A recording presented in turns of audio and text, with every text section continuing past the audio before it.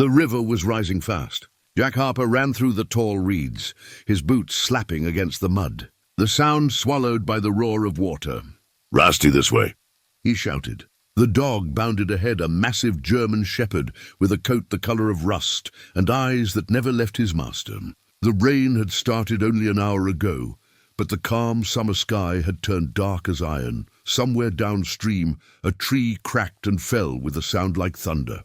Jack slipped, caught himself, and laughed breathlessly. "Guess we're getting a bath, buddy." Rusty barked once, deep and steady, the kind of bark that meant keep moving. The old bridge ahead was half collapsed, its wooden planks tilting into the current. Jack crouched, tested one beam with his weight. "Don't look down," he muttered. Rusty tilted his head as if to say, "You first." Jack grinned despite himself. "You're smarter than me." He crossed carefully, one plank at a time. When they reached the other side, the storm eased. The smell of wet grass and pine filled the air. Rusty shook himself, sending droplets everywhere. "Yeah," Jack said. "We made it again." They found shelter beneath an old willow tree, its branches bending low over the riverbank. Jack sat down heavily, resting his back against the trunk. His backpack, patched with duct tape, leaned beside him. Inside, a tin cup, a knife, and half a loaf of bread wrapped in brown paper. Rusty sat close, head resting on Jack's knee. The man broke the bread in half and handed him a piece. "Dinner for two," he said. "Don't say I never spoil you." Rusty chewed slowly, eyes half closed. The rain softened into a whisper. Somewhere a loon called across the water. Jack closed his eyes and listened. The sound of the river always calmed him, even when it was wild. He'd been following it for months now, drifting from town to town, never staying long. The river didn't ask questions. It didn't judge. It just kept moving. Sometimes he imagined it carried all his memories downstream. The factory job he lost, the apartment he couldn't afford, the woman he couldn't save. But it also carried something else, a quiet hope that maybe somewhere along its banks there'd be a place to stop running. He opened his eyes and looked at Rusty. "We'll find it soon, old boy," he said. The dog thumped his tail once. "A real roof, maybe. Dry floor, no rats." Rusty snorted, unimpressed. "All right, maybe some rats." Jack chuckled. The light shifted, a break in the clouds, let through a streak of gold. Across the river, something caught his eye. A faint square shape half hidden behind the reeds. It looked like a building. "You see that?" he murmured. Rusty stood, ears perked. "Yeah, let's go see if the river's got one more surprise for us." They followed the bank until they found a fallen tree, bridging the narrowest point of the river. The current foamed around it, angry but crossable. Jack tossed his pack to the far side, then crawled across on hands and knees, Rusty trotting behind with feline balance. When they reached the other bank, the smell changed. Moss, cedar, and something old like forgotten wood. The ground rose slightly, leading to a clearing.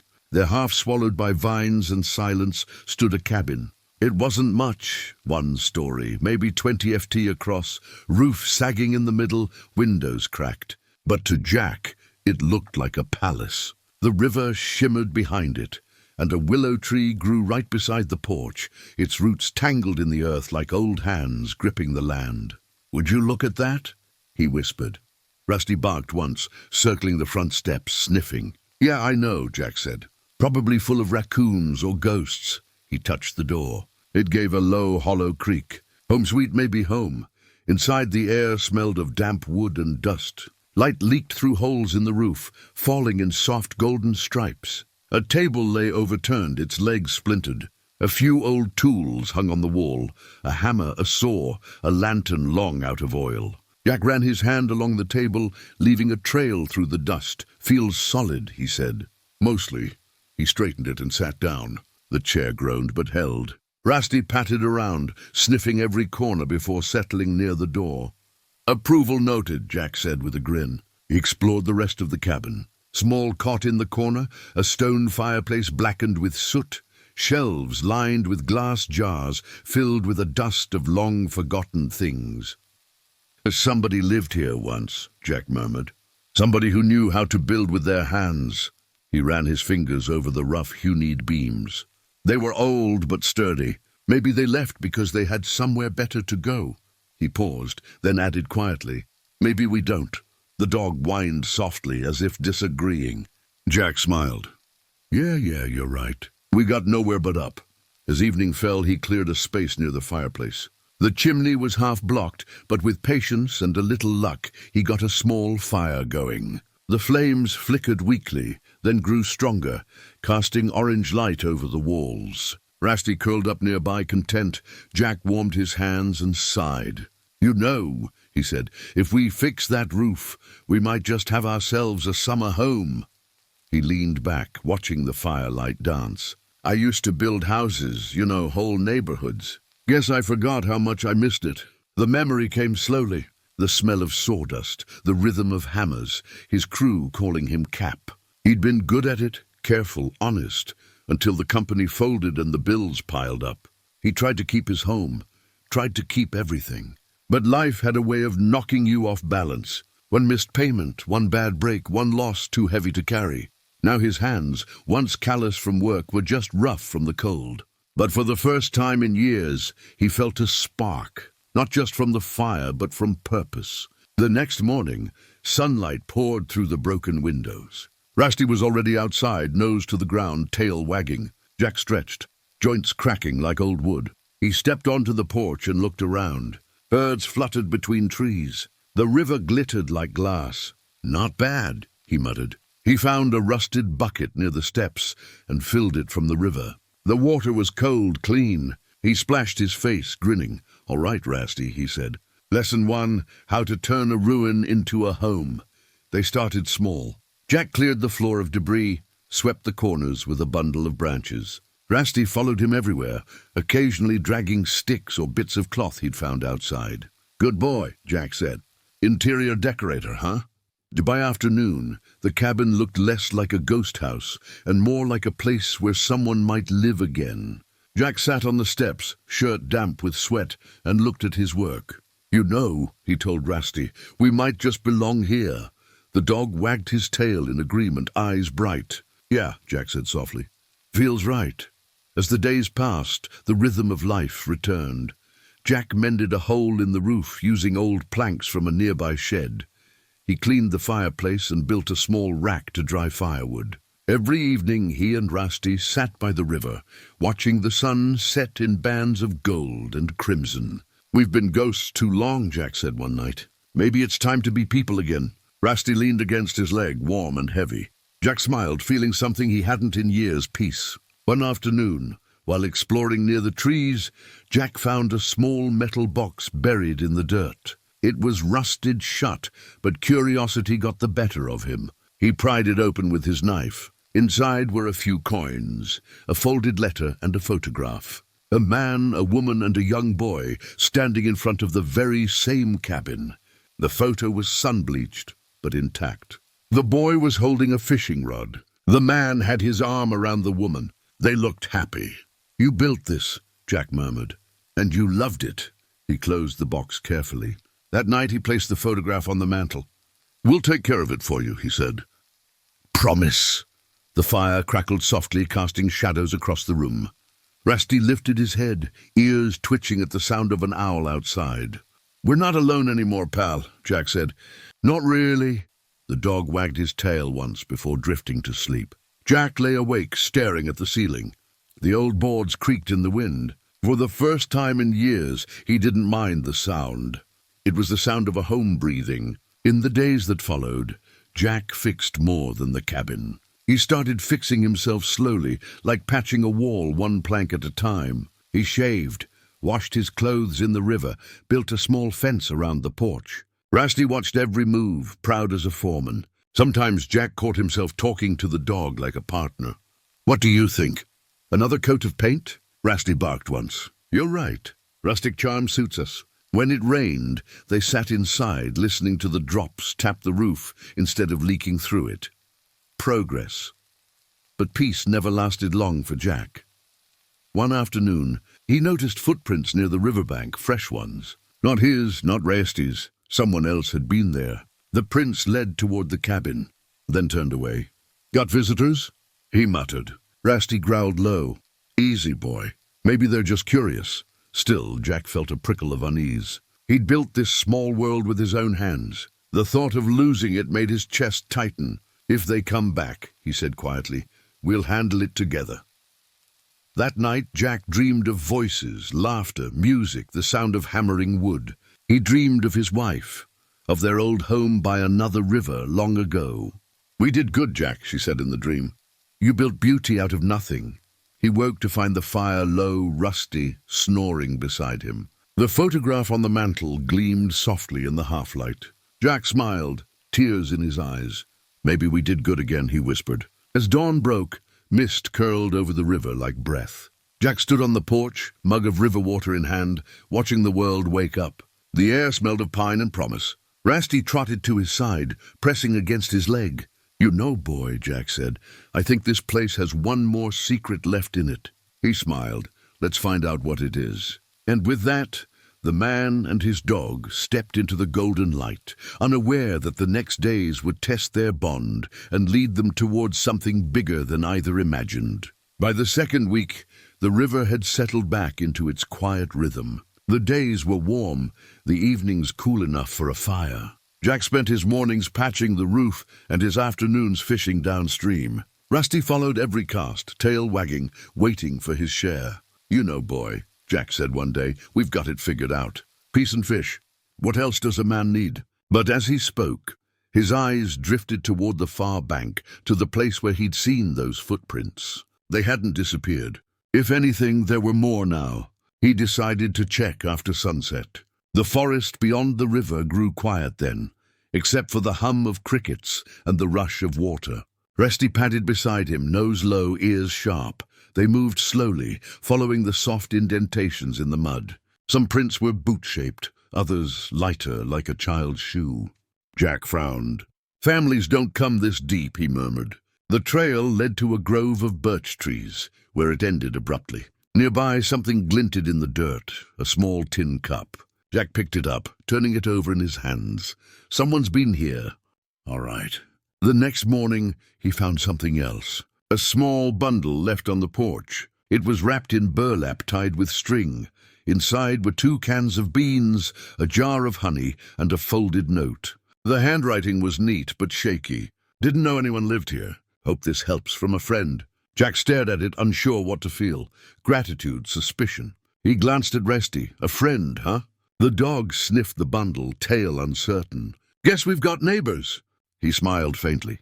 Either that or angels shop at grocery stores now. That evening, as the sky turned amber, Jack sat by the river with Rusty lying beside him. "Someone out there knows we're here," he said quietly. "And they're watching." The thought didn't frighten him. It was almost comforting, the idea that they weren't invisible anymore. He reached for the jar of honey, scooped a bit with his finger and held it out. Rusty licked it, eyes closing in contentment. Jack laughed softly. "You got a sweet tooth, huh? Figures. You deserve better than all this wandering." Later that night, thunder rolled in the distance. The wind stirred the trees, and Rusty lifted his head, ears twitching. "Storm again?" Jack muttered. He stepped onto the porch, scanning the horizon. Lightning flashed, and for a brief moment he saw movement near the tree-line.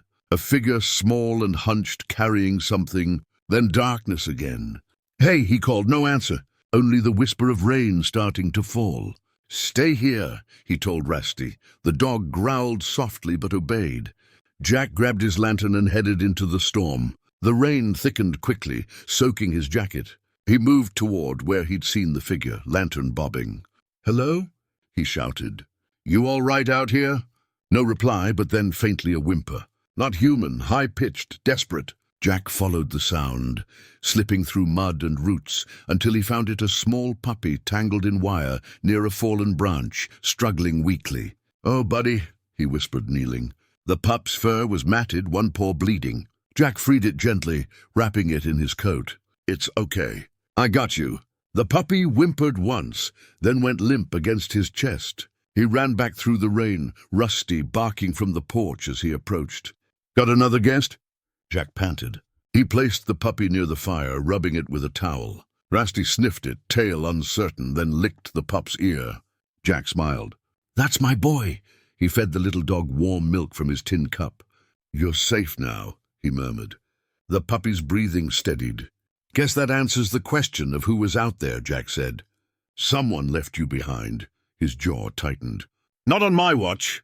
By morning, the rain had stopped, and the world smelled fresh and clean. The puppy, a small brown mutt with floppy ears, slept curled beside Rasty. Jack watched them, heart full. Well, he said, looks like we're a family now. He named the pup Scout. Over the next few days, Scout grew stronger, stumbling after Rusty, biting his tail, getting gently nudged away. Jack laughed more than he had in years. The cabin felt alive. 3 souls bound by chance or maybe fate. Then one afternoon, a shadow crossed the doorway. Jack looked up from carving wood. A woman stood there, hands raised. I didn't mean to scare you, she said quickly. You're the man by the river, right? She looked to be in her 30s, wearing a worn jacket and carrying a canvas bag. You left this, Jack said, holding up the burlap bundle's note. She nodded. I come here sometimes. My dad built this cabin years ago. I didn't think anyone used it anymore. Her eyes softened when she saw the dogs. You fixed it up nice. Jack relaxed a little. You're the friend then, Emma, she said. And you, Jack. This is Rusty and that troublemaker Scout. Emma crouched to pet the puppy, who immediately tried to chew her shoelace. She laughed. He likes me, Jack smiled. He likes everyone. Rusty's the one you've got to impress. The big shepherd watched silently, then sniffed her hand and wagged his tail once. That's approval, Jack said. He doesn't hand it out easy. Emma looked around. My dad would have liked this. He always said the cabin was built to last. They talked as the sun sank low, the golden light pouring through the cracks in the wall. Emma told him her father had been a fisherman who built the cabin decades ago. After he died, no one came back until her. I guess I wanted to see if it was still standing, she said. And it is, Jack said softly, barely, but it's got good bones. She smiled. Like us, maybe. When she left, she promised to return with more supplies. Jack watched her disappear down the trail, feeling something strange stir in his chest. Hope. Days passed. Emma returned, often bringing bread, medicine for Scout, and sometimes coffee. They'd sit on the porch talking while the dogs played. She asked about his life, and he told her bits, the jobs, the mistakes, the miles. You ever think about starting over? She asked one evening. Jack chuckled. Every morning. Then I remembered the world doesn't hire men with beards like mine. She smiled gently. Maybe the world just hasn't met the right man yet. He didn't reply, but her words lingered long after she left. Then one morning, while chopping wood, Jack heard Rusty growl deep and low. He turned. 2 men stood at the edge of the clearing, strangers in dark jackets. This your place? One asked. Jack wiped his hands temporarily. The man smirked. Belongs to the Whitman family, doesn't it? Jack frowned. It belonged to a man who built it with his hands. I'm just keeping it standing. The taller man stepped closer. We're developers. Bought this land last year. Cabins condemned. Jack's chest tightened. Condemned. Yeah, you've got a week to clear out. After they left, Jack sat on the porch in silence, staring at the trees. Rusty wed softly, pressing his head against Jack's knee. They'll tear it down, Jack whispered. Everything we built. He looked around the cabin, the patched roof, the firewood stack, Scout's little bed made from an old blanket. We finally found home, and now he trailed off. Anger and sadness tangled inside him, but Rusty barked once, sharp, defiant. Jack smiled faintly. Yeah, not without a fight. When Emma returned that evening, Jack told her everything. Her face hardened. They can't just take it. They can if they've got papers, Jack said. And money. She shook her head. My father left records proof he owned this land. If I can find them, maybe we can stop them. She stood abruptly. I'll check the old house in town. Don't go anywhere. Not planning to, Jack said, but as she disappeared into the woods, he felt a weight settle over him. He'd seen too many promises fade before. Still, something in her voice made him believe. The next few days were tense. Jack repaired what he could, as if preparing the cabin for its final test. He built a wooden sign near the porch, built by hands, protected by love. When the developers returned, they'd see it first. Rusty and Scout followed his every move, tails low but loyal. If they take it, they'll have to go through you too, Jack said. Rusty barked once in agreement. And me, he added softly. They'll have to go through me. On the fourth day, Emma returned breathless, hair damp with sweat. In her hand a folder. "I found it," she said. Inside were old deeds and maps, yellowed with age. "This cabin's not on their parcel," she said, smiling through tears. "It's public land. They can't touch it." Jack exhaled, relief washing through him. "You're sure?" "Positive." She handed him the papers. "You don't have to run anymore, Jack. This place is yours now if you want it." He looked at her speechless, then at Rasty, who barked happily. "Guess we're staying, huh?" he whispered. That night they celebrated with coffee and fresh bread. The dogs wrestled by the fire, tails wagging. Jack looked around the cabin. The flickering light, the laughter, the smell of woodsome smoke. "Feels different," he said quietly. "Feels like it's really ours now." Emma smiled. "It always was. You just gave it life again." Outside, the river glowed silver under the moon. Jack raised his cup to second chances. Emma clinked her tin mug against his, and to old dogs who never gave up. As the fire dimmed, Jack sat beside Rasty, scratching behind his ears. "You did good, boy," he said softly. "We both did." Rasty looked up, eyes shining in the firelight. "Maybe it's time to stop wondering." The dog thumped his tail. "Yeah," Jack whispered. "I think so." Scout yawned, curling against Rusty's side. Jack smiled. "Looks like he's found his place too." He leaned back, the sound of the river filling the silence. For the first time in years, Jack felt like he belonged not just somewhere, but to somewhere. As dawn crept over the trees, Jack stepped outside. The sky was streaked with gold, the air cool and alive. Rasty trotted out beside him, Scout bounding after. "We made it, boys," Jack said. "Took us a lifetime, but we made it." He watched the river flow, calm, endless, unjudging. It whispered against the stones, carrying away the last pieces of his old life. He smiled. "Let's build something new." And with the sun rising behind them, the man and his dogs began the next chapter of their quiet miracle by the river. Summer slowly folded into autumn, and the leaves along the river turned gold. Jack had stopped counting the days. Time felt different now. No longer something to survive, but something to live inside. The cabin stood proudly under the willow tree, patched and painted, smoke rising from its chimney each evening. Rasty slept on the porch most days, his grey muzzle resting on his paws, while Scout grew stronger, bigger, bolder. "You're turning into trouble," Jack would laugh, tossing him a stick. The dog barked and chased it into the reeds, splashing happily. The news about the man and his dogs by the river spread quickly through the small town nearby. People began visiting, some out of curiosity, others out of kindness. A fisherman brought fresh catch once a week. A retired carpenter dropped off nails and wood. "Heard you know how to use these?" he said with a grin. Jack smiled, grateful but shy. "Maybe once or twice." Emma came often, bringing her camera. She said she wanted to document the place. "For what?" Jack asked. "For proof," she said. "That kindness still builds things." Together, they turned the cabin into something more than shelter. Jack repaired the porch, added new steps, and built a small shed nearby. Emma helped plant wildflowers by the path.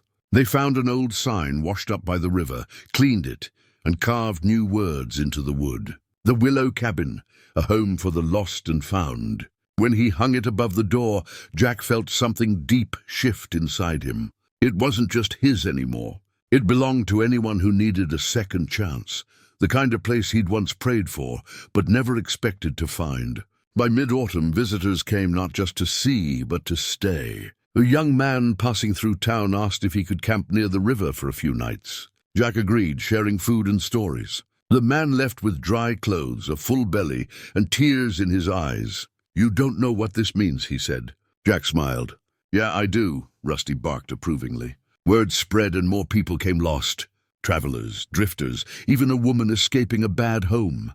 Jack never turned anyone away. "Everyone deserves one safe night," he said. "That's rule number one."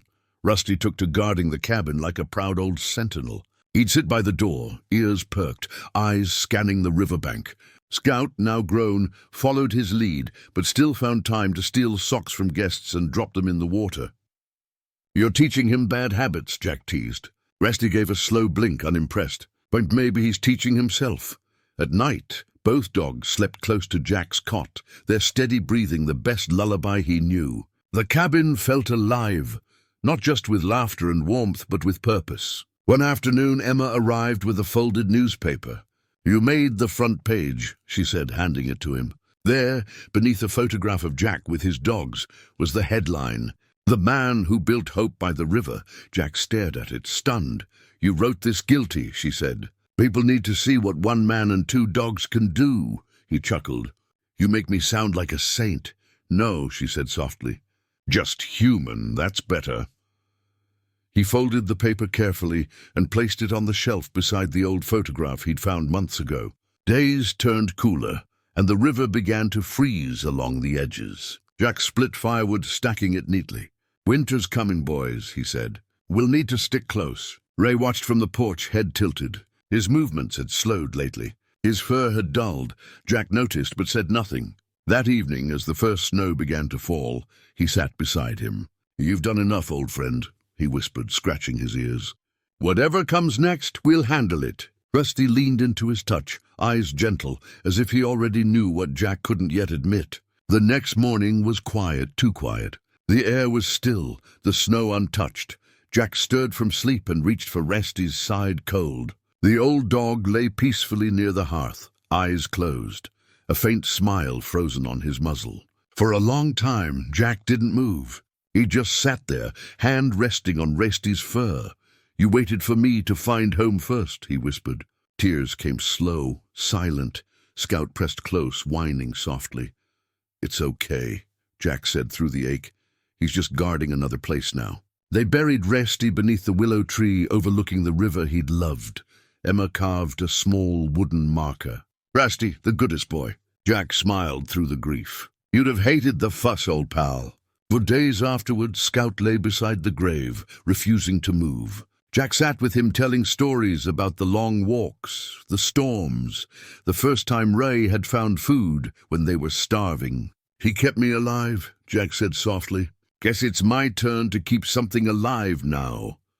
The wind whispered through the branches, gentle and kind. Winter deepened, but the cabin stayed warm. Jack worked harder than ever, almost as if the rhythm of building could fill the hollow inside him. He fixed the fences, reinforced the roof, and carved a small wooden figure of Rusty to place by the mantel. Each night he'd sit by the fire. Scout curled at his feet and whisper, "Still here, buddy." Sometimes he swore he could hear a faint thump of a tail in reply. The ache never left, but it softened into gratitude. Rusty had given him everything: loyalty, love, and the courage to begin again. When spring came, the cabin was greener than ever. The river thawed, alive with light. Flowers bloomed along the path, bright and wild. Emma helped Jack build a wooden dock so kids from the town could come fish. Soon laughter returned to the banks. Families brought food. Volunteers helped plant a garden. "This place is magic," one woman said. Jack smiled. "It's not magic," he replied. "Just kindness with good timing." Still deep down, he knew Rusty's spirit was part of it. In every breeze, every ripple, every wag of Scout's tail. As the seasons rolled by, the willow cabin became more than a home. It became a refuge. Travelers left notes carved into the fence posts. "Thank you. Safe here. Hope lives by the river." Emma turned the photos into a small exhibit in town, and people came from miles away to see them. The mayor even visited, offering funding to expand the project. Jack shook his head. "We don't need money," he said. "We just need hearts." The mayor nodded. "Then you'll have both." Jack laughed. "Guess we're going big, huh, boy?" Scout barked in agreement. Years passed quietly. Scout grew old, slower, but still playful. Jack's beard turned silver. His hands roughened again from work. Yet he never left the river. Every morning he'd walk the bank with Scout at his side, talking to him like always. "You know," he said one day, "I used to think I lost everything, but look at us now." Scout wagged his tail weakly. "Yeah," Jack said. "We did all right." They stopped beneath the willow. Jack rested a hand on the trunk. "He'd be proud of us," he whispered. "You, me, and this old river." When Emma visited, she brought a small plaque, bronze, engraved with simple words. "The Willow Cabin, founded by Jack Harper and Rusty, who taught us that love builds more than walls." Jack traced the letters with his finger. He'd have chewed this thing, he said with a laugh. Emma smiled. Then it's perfect. They installed it beside the porch. That night under the stars, Jack sat by the fire and stared at it, the flames reflecting in his eyes. Not bad for 2 strays, he whispered. One summer evening a family arrived. A father, mother, and young girl. We saw the article, the man said. Do you still take people in? Jack nodded. If you don't mind small rooms and big dogs, the girl laughed as Scout nudged her hand. He likes you, Jack said. Means you're good people. That night they ate together, telling stories by the fire. The girl fell asleep on Scout's back, hand buried in his fur. Jack watched them with quiet joy. The circle was complete. Love given. Love returned. As years went on, the cabin became a landmark. Teachers brought students to learn about compassion. Volunteers helped maintain the trails. A small wooden bridge was built across the river, connecting the cabin to the town.